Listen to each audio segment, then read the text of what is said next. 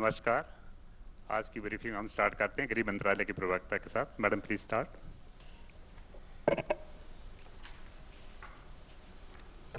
तो जैसा आपको पता है 4 मई से देश लॉकडाउन के तीसरे चरण से गुजर रहा है।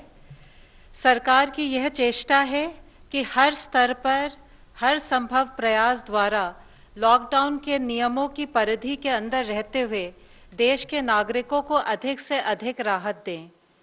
इसी क्रम में देश के विभिन्न राज्यों में फंसे श्रमिकों, छात्रों, श्रद्धालुओं, पर्यटक आदि के लिए बस एवं ट्रेनों को चलाने की अनुमति पहले ही दी जा चुकी है। अभी तक रेलवे ने 222 विशेष रेलगाड़ियां चलाई हैं और लगभग 2.5 लाख से अधिक यात्रियों ने इस सुविधा का उपयोग किया है। जैसे मैंने बताया था, इस श्रृंखला में अगली कड़ी में अब सरकार का प्रयास है कि विदेशों में फंसे हुए नागरिकों को चरणबद्ध तरीके से भारत वापस लाएं। यात्रा की व्यवस्था नॉन शेड्यूल्ड कमर्शियल फ्लाइट्स और नौसेना के जहाजों द्वारा की गई है, जिसकी प्रक्रिया 7 मई से शुरू हो गई है। जैसे मैंने पहले भी साझा किया था, इस प्रकार की यात्रा के लिए जो एसओपी जारी की गई है, उसके अनुसार विदेशों में फंसे भारतीय संबंधित भारतीय दूतावास और उच्च आयोग में अपना पंजीकरण कराएंगे। गर्भवती महिलाएं, छात्र, वीजा अवधि समाप्त होने वाले व्यक्ति, मेडिकल इमरजेंसी केसेस इत्यादि को यात्रा में प्राथमिकता दी जाएगी। बोर्डिंग से पहले यात्रियों की स्क्रीनिंग की जाएगी। केवल एसिम्प्टोमेटिक यात्रियों को ही यात्रा की अनुमति होगी। यात्रा के दौरान सिविल एविएशन और हेल्थ के प्रोटोकॉल्स का अनुपालन करना होगा। बोर्डिंग के पहले सभी यात्री अंडरटेकिंग देंगे कि वे भारत में आगमन पर 14 दिनों तक न्यूनतम अवधि के लिए अपने खर्चे पर अनिवार्य इंस्टीट्यूशनल क्वारंटाइन में रहेंगे। गंतव्य पर पहुंचकर सभी की मेडिकल जांच की जाएगी और सभी को आरोग्य सेतु ऐप पर अपने आप को रजिस्टर करना होगा। अगर कोई यात्री सिम्प्टोमेटिक पाया जाता है, उन्हें हेल्थ प्रोटोकॉल के अनुसार मेडिकल फैसिलिटी में पहुंचाया जाएगा। बाकी यात्री इंस्टीट्यूशनल क्वारंटाइन में पहुंचाए जाएंगे। 14 दिन के इंस्टीट्यूशनल क्वारंटाइन के बाद इनका दोबारा कोविड टेस्ट किया जाएगा और स्वास्थ्य प्रोटोकॉल के अनुसार अग्रिम कार्यवाही की जाएगी।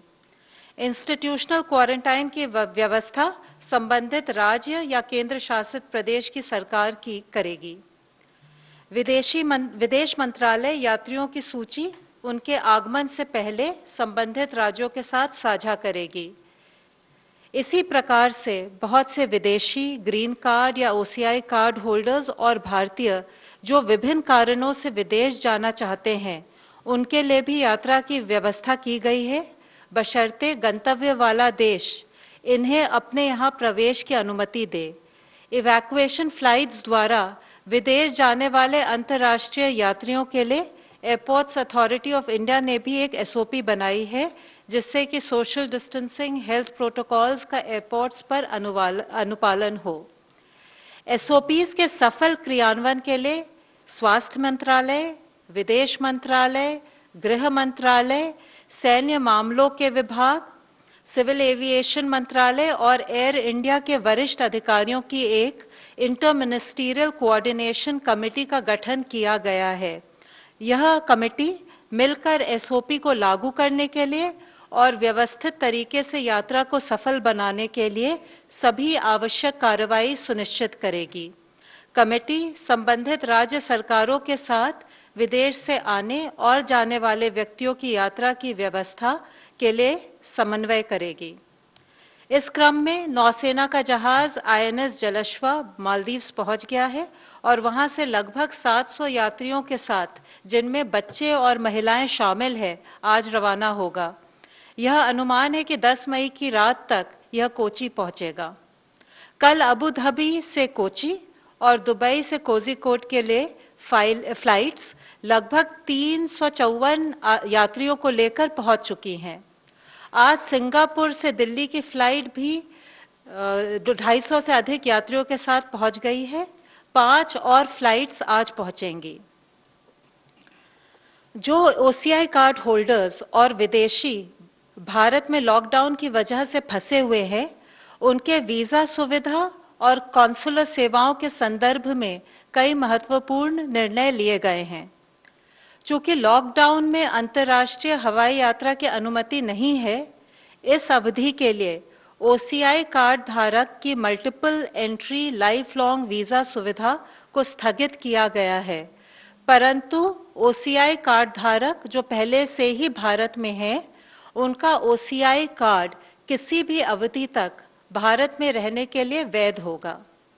प्रतिबंध के दौरान अगर ओसीआई कार्ड धारक बहुत आवश्यक कारणों से भारत की यात्रा करना चाहें, तो वे भारतीय मिशन से वीजा के लिए संपर्क कर सकते हैं।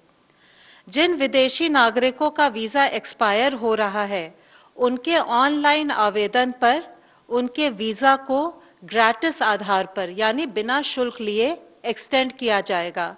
ये सुविधा रेगुलर या ई वीजा दोनों के लिए उपलब्ध है। इस एक्सटेंशन पर ओवरस्टे की पेनल्टी नहीं लगेगी। भारत द्वारा अंतर्राष्ट्रीय हवाई यात्रा पर प्रतिबंध हटाने के 30 दिनों की अवधि तक यह वैलिड होगा। मैं फिर से सबसे अनुरोध करूंगी कि यात्रा के दौरान सार्वजनिक स्थानों पर, कार्यस्थलों पर हम राष्ट्रीय निर्देश, सोशल डिस्टेंसिंग और हेल्थ प्रोटोकॉल्स का पूर्ण रूप से अनुपालन करें, जिससे कि कोविड-19 संक्रमण से हम अपना और औरों का बचाव कर सकें। धन्यवाद। धन्यवाद। स्वास्थ्य मंत्रालय के प्रतिनिधि प्लीज। देश में अब तक 16,540 पीपल कोविड-19 से क्योर हो चुके हैं और total 37,916 cases active medical supervision में हैं। पिछले 24 घंटे में अगर हम देखें तो पाते हैं कि कंफर्म केसेस की संख्या में 3,390 केसेस का इंक्रीज नोट किया है, पर साथ ही 1,273 पेशेंट्स क्योर भी हुए हैं। इस तरीके से हम देखते हैं कि क्योर पेशेंट की संख्या में लगातार वृद्धि हो रही है, जो कि एक पॉजिटिव न्यूज़ है। हमारी रिकवरी परसेंटेज देखें तो वह अभी 29.36% हो चुकी है, यानी कि अब तक हॉस्पिटलाइज हुए पेशेंट में से लगभग हर 3 में से 1 पेशेंट रिकवर क्योर हो चुका है और यह रिकवरी रेट जैसे कि हम बताते रहे हैं लगातार बढ़ रहा है। कल तक का डेटा देखें तो हम पाते हैं कि जो हमारे पेशेंट एक्टिव मेडिकल सुपरविजन में हैं, उनमें से 3.2% ऑक्सीजन सपोर्ट पर हैं, 4.7% आईसीयू सपोर्ट से रिलेटेड सर्विसेज पा रहे हैं और साथ में 1.1% पर्सन जो हैं वह वेंटिलेटर सपोर्ट पर हैं। हमारे कंट्री में अगर हम देखें तो पाते हैं कि 216 जिले ऐसे हैं जहां पर कोई केस रिपोर्ट नहीं हुआ है। 42 ऐसे जिले हैं जिनमें पिछले 28 दिन से कोई केस नहीं आया है। 29 ऐसे जिले हैं जहां पर पिछले 21 दिन से कोई केस रिपोर्ट नहीं हुआ है। 36 ऐसे जिले हैं जहां पर कि पिछले 14 दिन से कोई केस नहीं आया है और 46 ऐसे जिले हैं जहां पिछले 7 दिनों से कोई केस नहीं आया है। हमारा एफर्ट है कि हम फील्ड पर कंटेनमेंट और फिजिकल डिस्टेंसिंग का पालन करते हुए इन जिले की संख्याओं को बढ़ाएं। भारतीय रेलवेज ने 5,231 कोचेस को कोविड केयर सेंटर्स के रूप में कन्वर्ट किया है और उनको 215 आइडेंटिफाइड रेलवे स्टेशन पर रखा जाएगा। इन कोचेस का यूज मिनिस्ट्री ऑफ हेल्थ द्वारा 7 अप्रैल को जारी किए गए दिशा निर्देशों के अनुसार वेरी माइल्ड और माइल्ड केसेस के ट्रीटमेंट के लिए किया जाएगा। यह इंश्योर किया जाएगा कि क्रॉस इन्फेक्शन से बचने के लिए सस्पेक्टेड और कंफर्म केसेस के लिए अलग अलग कोच डेजिग्नेट किए जाएं। जहां पर भी cases Covid care centre coach में एडमिट होते हैं, वहां प्रत्येक पेशेंट को या तो एक इंडिविजुअल केबिन असाइन किया जाए या जरूरत अनुसार 2 कंफर्म पेशेंट एक केबिन में रखे जा सकते हैं। 215 स्टेशन में से 85 स्टेशन पर इवन हेल्थ केयर स्टाफ भी रेलवे द्वारा प्रोवाइड किया जाएगा और एडिशनली जो 130 रेलवे स्टेशन हैं जहां पर ये कोविड केयर कोचेज होंगी, वहां स्टेट जब अगर उनकी रिक्वेस्ट के अनुसार स्टेट के द्वारा स्टाफ और एसेंशियल मेडिसिन प्रोवाइड की जाएंगी। रेलवेज ने 2,500 डॉक्टर्स और 35,000 पैरामेडिक्स को भी कोविड-19 मैनेजमेंट के लिए डिप्लॉय किया है।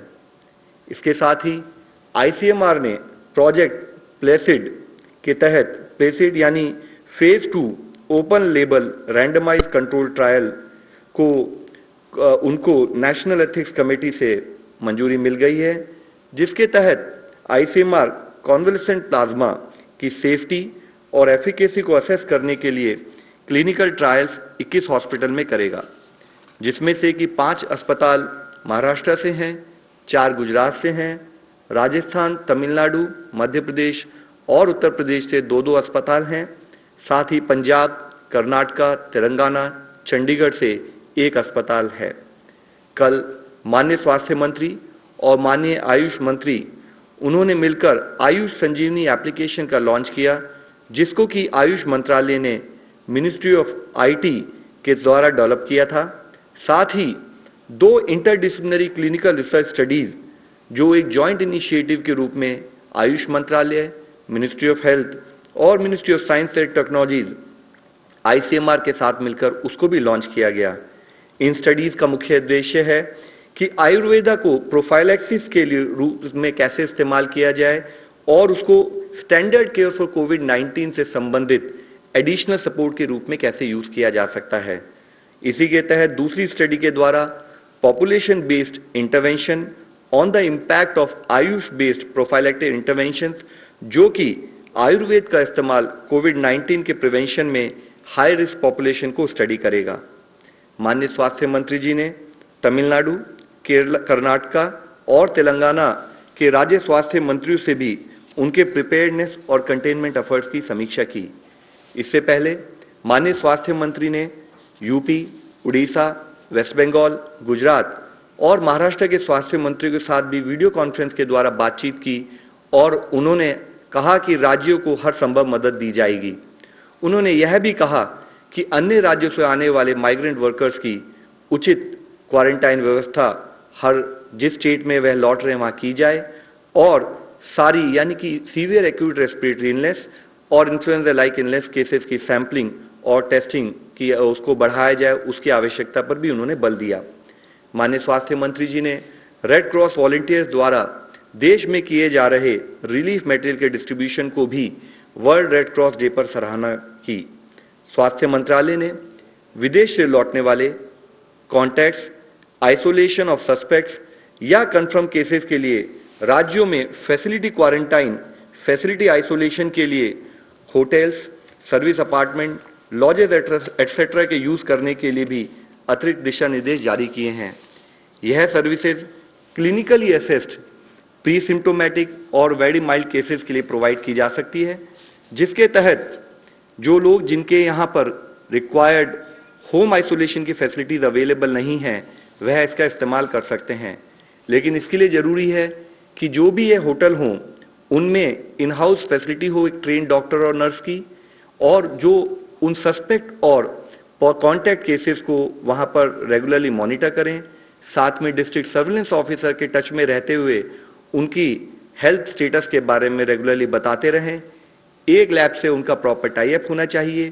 साथ ही वाईफाई फैसिलिटी के द्वारा आरोग्य सेतु एप्लीकेशन का इस्तेमाल उन पर्टिकुलर सस्पेक्ट और पेशेंट कंफर्म केसेस द्वारा किया जाना चाहिए। जो भी लिनन, टॉवल या जो भी रूम का इस्तेमाल हो उसको रेगुलरली डिसइंफेक्ट किया जाए और सारी infection prevention and control guidelines का फॉलोअप किया जाए। इसके साथ ही जब माइग्रेंट वर्कर्स अपने रेस्पेक्टिव स्टेट्स में वापस लौट रहे हैं, इस बात पर एम्फेसिस होना बहुत जरूरी है कि मूवमेंट के दौरान उनको इन्फेक्शन प्रिवेंशन मैनेजमेंट से संबंधित सभी प्रिकॉशंस का फॉलोअप हो, जैसे कि ऑर्गेनाइज किया गया हो, वह चाहे होम क्वारंटाइन हो या फैसिलिटी क्वारंटाइन हो, सभी नियमों का पालन किया जाए। यह कार्य करते समय माइग्रेंट वर्कर्स, उनसे हमारी रिक्वेस्ट है कि वह समझें कि जो भी एफर्ट्स किए जा रहे हैं वह उनकी, उनके परिजनों की तथा उनके शहर और उनके गांव की रक्षा के लिए हैं। सभी डूज एंड डोंट्स का पालन किया जाए। सभी लोग physical distancing, hand hygiene, respiratory hygiene और रिक्वायर्ड सैनिटेशन और एनवायरमेंटल हाइजीन का एक बिहेवियरल चेंज के रूप में अपनी लाइफ में पालन करें। वह क्वारंटाइन की गाइडलाइंस का अमल करें और अपने लोकल एडमिनिस्ट्रेशन का सपोर्ट करें। धन्यवाद। धन्यवाद। अनंत प्रकाश पांडे, इंडिया टीवी।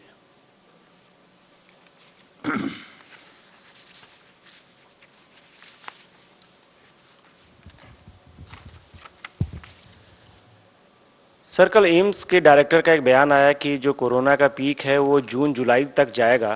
तो क्या हम इस लड़ाई को इतने लंबे समय तक लड़ने के लिए तैयार हैं और क्या हमारा मेडिकल सिस्टम जो है वो तैयार है इतनी लंबी इस लड़ाई को लड़ने के लिए? एक और सवाल है कि सर, ये फेविपिराविर जो ड्रग को लेकर उसके क्लिनिकल ट्रायल्स के लिए आईसीएमआर ने कहा है, तो ये दवा कितनी कारगर है अगर इसका ट्रायल सफल होता है तो?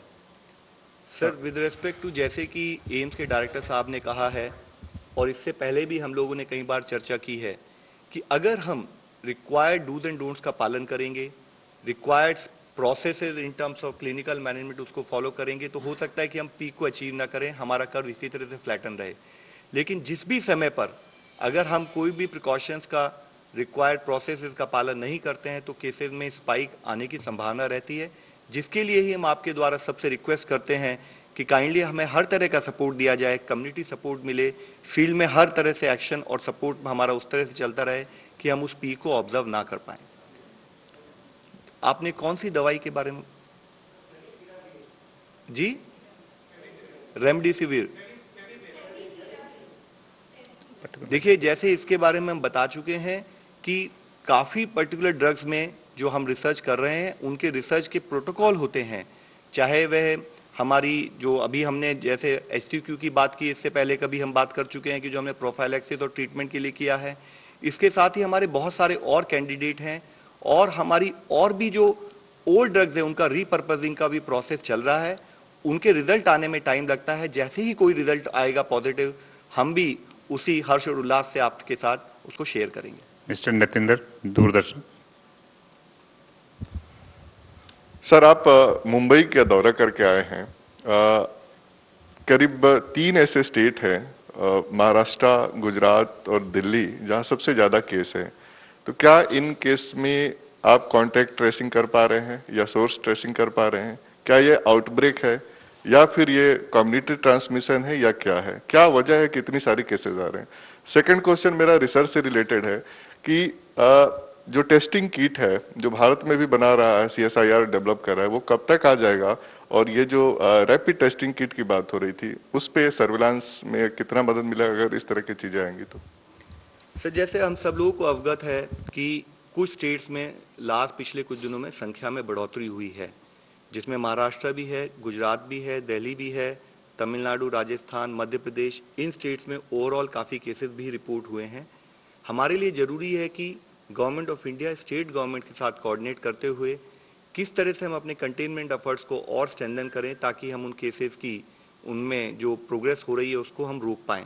जिसके लिए जरूरी है कि हमारे कंटेनमेंट एफर्ट्स बहुत ही स्ट्रिंजेंट हों और साथ में जितने भी हमारे प्रोसेसेस हमने बताए in terms of physical distancing, उसका फील्ड लेवल पर प्रॉपर तरीके से पालन हो।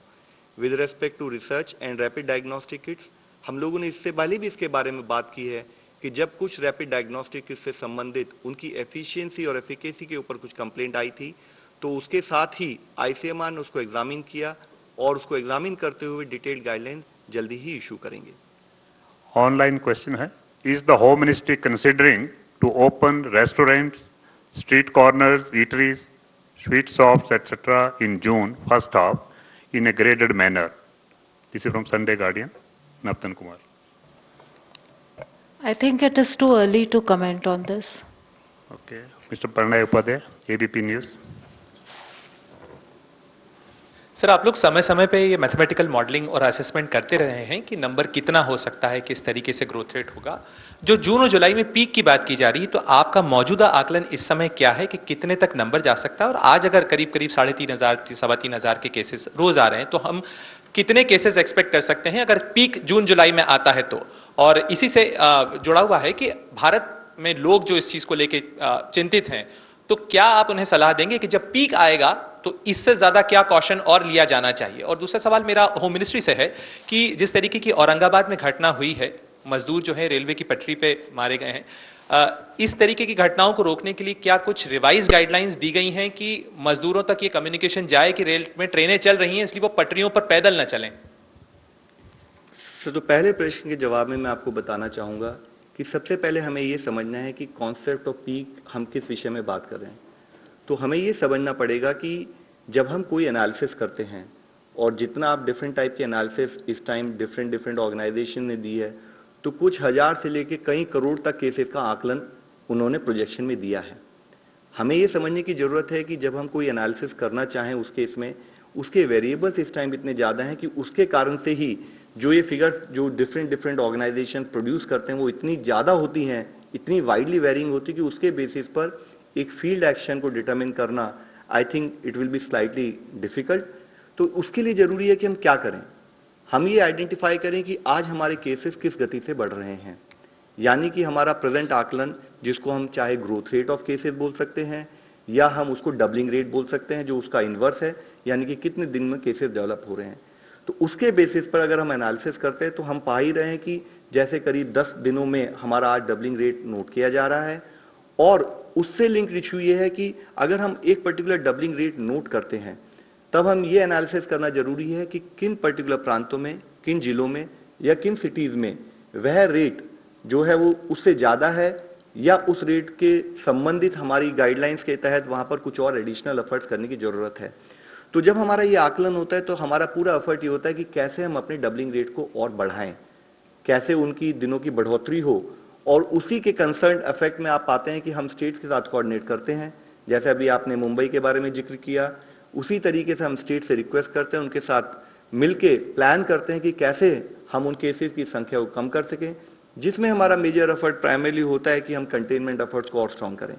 इसमें यह समझने की जरूरत है कि आज अगर हम लोग कलेक्टिवली इस दिशा में काम करते रहें तो जिस तरीके से जो केसेस का ग्राफ हमें मिल रहा है, शायद कुछ हद तक अगर हम इसको मैनेज कर पाएंगे, ये सिचुएशन दिखती है, आराम से हम इसको मैनेज कर सकते हैं, दिखती है। लेकिन लिंक चैलेंज हमेशा ये रहा है, जैसे हम कई बार बोला है कि हमारी प्रतिदिन की बैटल है। तो अगर हम इंफेक्शियस डिजीज मैनेजमेंट के एंगल से देखें तो एक भी स्थान में हमारी कोई भी फेलियर वह हमारे ओवरऑल एफर्ट को इंपैक्ट करती है। तो जरूरी है कि जो भी एफर्ट हम करें, चाहे वो किसी जिले में हो, चाहे वो किसी सिटी में हो, वो एफर्ट में हमारे 100% आउटपुट आना बहुत जरूरी है। तो ये बहुत इंपॉर्टेंट इशू है कि हमारे फील्ड फंक्शनरी, हमारा कम्युनिटी सपोर्ट उसी इंटेंसिटी और उसी विगर के साथ बना रहे। Reema Prashar, Indian news.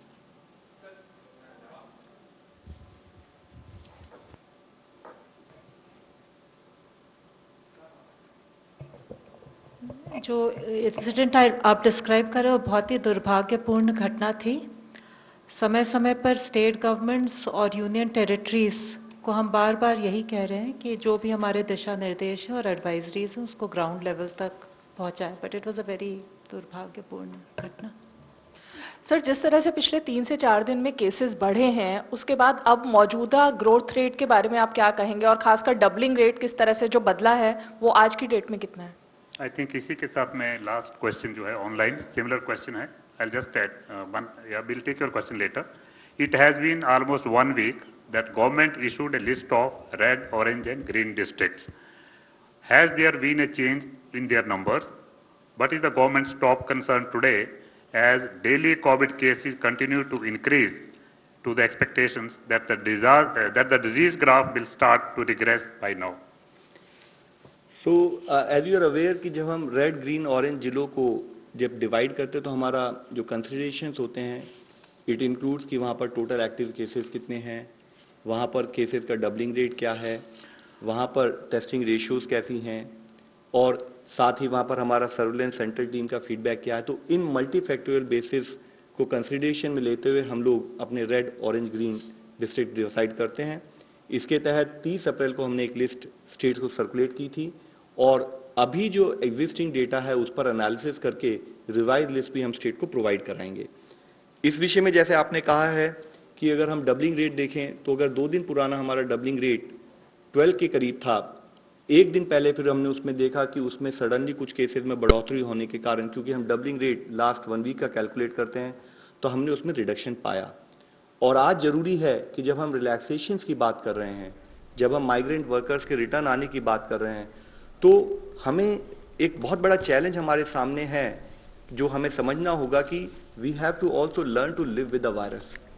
And when we are talking about learning to live with the virus, तो बहुत जरूरी है कि जो वायरस से बचने से संबंधित जो गाइडलाइंस हैं, हम उसको कम्युनिटी में एज ए बिहेवियर चेंज के रूप में लाएं। चैलेंज बहुत बड़ा है। मैं आप लोगों से फिर रिक्वेस्ट करूंगा, हमें सबके सपोर्ट की जरूरत है। मुख्यतः कम्युनिटी सपोर्ट की जरूरत है।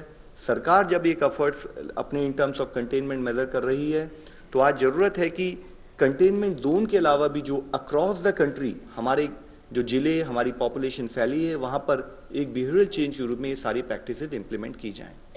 Last question, Brahm Prakash Dubedi from G News. Sir मेरा सवाल ये है कि जो वीकली आप ये आइडेंटिफाई करते हैं कौन कौन से रेड जोन है, ग्रीन और ऑरेंज जोन, तो उनकी क्या स्थिति है, क्या उसमें कोई बदलाव हुआ है? और आप मुंबई भी गए थे कल, तो क्या वहां की क्या स्थिति है? कौन से स्टेट्स आपके लिए अभी चुनौती बन रहे हैं? सर, जैसे मैंने आपको बताया है कि जो डेटा आता है स्टेट से, हम उसको एनालाइज करते हैं और जल्दी ही हम जो revision in terms of red, orange और ग्रीन है वो आपको और स्टेट्स को आपकी नॉलेज में ले आएंगे। उसके ऊपर एनालिसिस चल रही है, 1 या 2 दिन के अंदर based on the available data वो एनालिसिस करके स्टेट्स को कम्युनिकेट की जाएगी। Thank you, friends. Thank you very much.